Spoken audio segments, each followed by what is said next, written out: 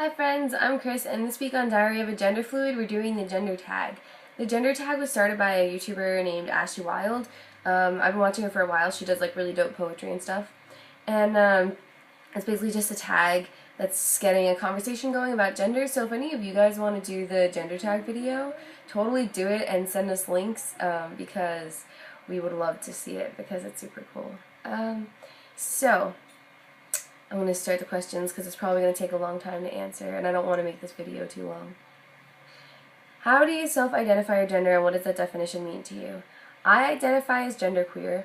I know I'm on Diary of a Genderfluid, but listen.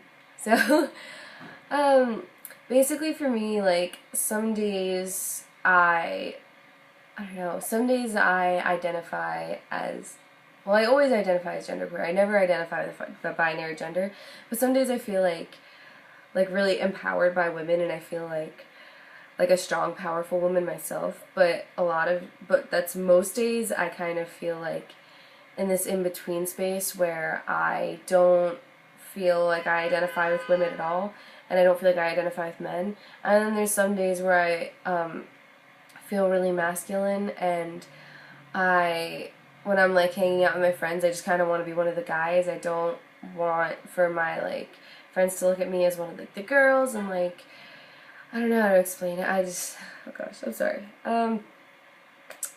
So basically I just go with genderqueer as a label because I don't know, it's just the label that feels most comfortable with me, but that's how I self-identify. What pronouns honor you? I use they, them, theirs because it doesn't, I like the they pronouns because they don't gender me, and allows me that fluidity that I feel comfortable with, and they are familiar pronouns, so I don't like using pronouns that are, I guess, quote, made up pronouns, like, because then it confuses people even more, and I'm already confusing people by using they, them pronouns. So it's more of a decision in I don't feel comfortable explaining that often and that much in detail, and I already have to do so much explaining now, and I feel like it draws a lot of attention to me, which I'm not fond of. Describe the style of clothing that you most often wear. It's a hodgepodge. I have, it's evolved a bit. It used to be very like Blaine Anderson from Glee, where I wore like bow ties and like alarming patterns. There was a while where it was big sweaters. This is from big sweater time. I have a cold right now, so I can wear sweaters in the summer. That's why I have a cold. No. A lot of the time it's like nerd shirts or just like little quirky shirts. Like I have this one shirt that has boats on it that I'm in love with. Basically my shopping style is I go into a store and goes, hey, that makes me really happy, and then I buy it.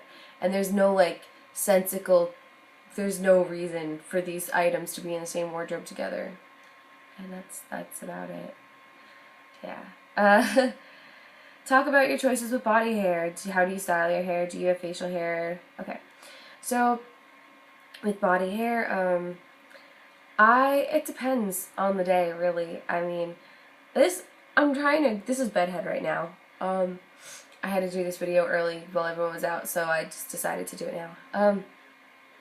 I'm so between growing it out because when I cut my hair short, well, it was short anyway because I shaved my head to support my mom who was going through chemotherapy, and then I kept doing different haircuts because I was having such a hard time growing it out. But then when I decided that it was okay to experiment with my gender, I cut my hair into pretty much this. It was a little bit shorter than this, well, quite a bit shorter than this, but I keep going back and forth between growing it out and cutting it short, because the reason I cut it short was so that I could see myself outside of what I've been told I'm supposed to be. It was more of a thing so I could broaden my horizons when I look at myself. And now, I mean, and I didn't cut my hair short because I was like, I need other people to see me as a boy. Like, it was definitely a for me thing, but I can't decide if I want to grow it out again or not. I used to love having really long hair. And I don't know if I would grow it really, really long. Maybe like, but I don't. Like, because I look at Alex Saxon and I'm like, that is some head of hair you got. Anyway, I've spent too long on this question already. We're going to go on. So, talk about cosmetics. Do you wear makeup? I went to beauty school, and I went to beauty school because I'm a bit of a makeup addict. And I also had a thing about hair. But if you watch my personal channel, you understand that train wreck. However, I do still really like makeup. Sometimes on masculine days, I do like makeup to enhance my masculine features. Also, I just really love painting on my face and expressing myself in that way. So yeah. Have you experienced being misgendered? If so, how often? I am misgendered every time I go to work because I'm not out about my gender at work. So like a lot, and a lot by certain family members. And that is just, it sucks. I mean, it's just a crappy thing. It just kind of is. I feel like when it's people who know, like when it's people who don't know, you can't get mad at them, but it's not a good feeling. When it's people that do know, you know, sorry, when it's people that do know, it's like, oh cool, thanks for telling me, you don't care, you know?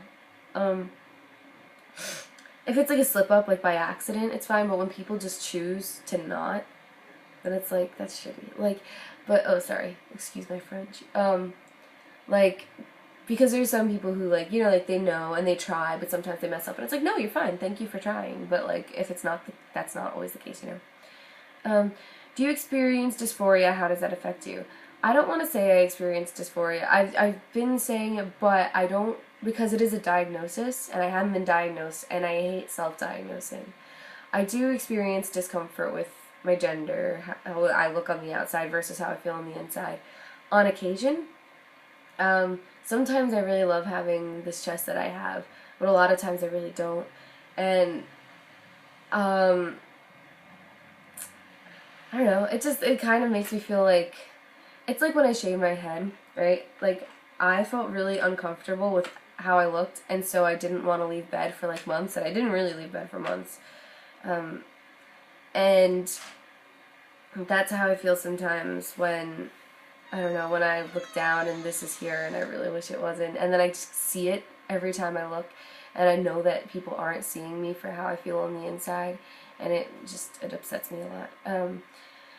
So I don't want to say I have dysphoria because I'm not someone who can diagnose dysphoria.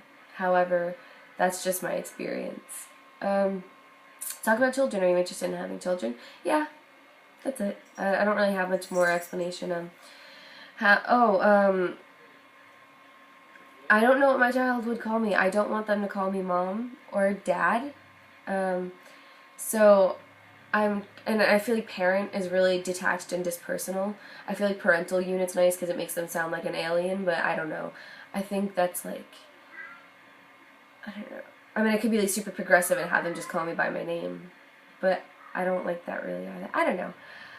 We'll see. That's a thing that I think about a lot. Talk about money. So important to provide for family.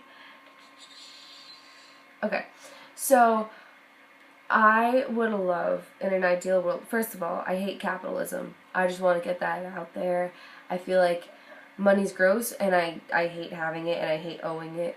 However, it's the world we live in, and so I would personally like to be a baller and take care of my family. I know that I need to be the primary provider, and I wouldn't let anyone provide for me, but I think it would be really dope to, like, be able to give my family all the things that I would like to give them. I mean, I would still be that parent that's like, hey child, I have your whole life set for you because I'm a baller. However, you need to get a job because you need to understand the value of $1, and I'm going to spare you the crisis I had when I was 20 and didn't have any money for anything and just cried a lot. However, you still should work. And also so that you know how to treat retail employees. Important. But I would like to be a baller. Yeah. And I also really like buying people things, and I would like to spoil my spouse one day. Anything else you want to share about your experience with gender? Well, this is already a 10-minute video, and I don't know how long your attention spans are. If it's anything like mine, you probably haven't made it this far. So, I'm going to go ahead and say no.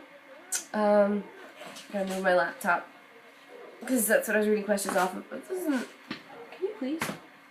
Here. Okay. So, that's all I got for y'all. If you want to make a gender tag video, Ashley's actually making a playlist with people who make gender tag videos, and apparently she's been watching them because Marion said that she's been watching theirs and stuff and commented. So, yeah, I mean, it's really cool. And the gender tag is a super good idea because gender is experienced very differently for a lot of different people. And so I think it's really cool to kind of delve into that and explore and say like, hey, what's your gender like for you? And what's your gender like for you? Because even cisgender people could have a very different experience than like other cisgender people. And their gender is diverse even within their own same gender. So I'm rambling now. And I don't really have a voice to be rambling with, especially because I have that audition on Sunday. So I'm gonna go. But yeah, I'll see you all next Saturday.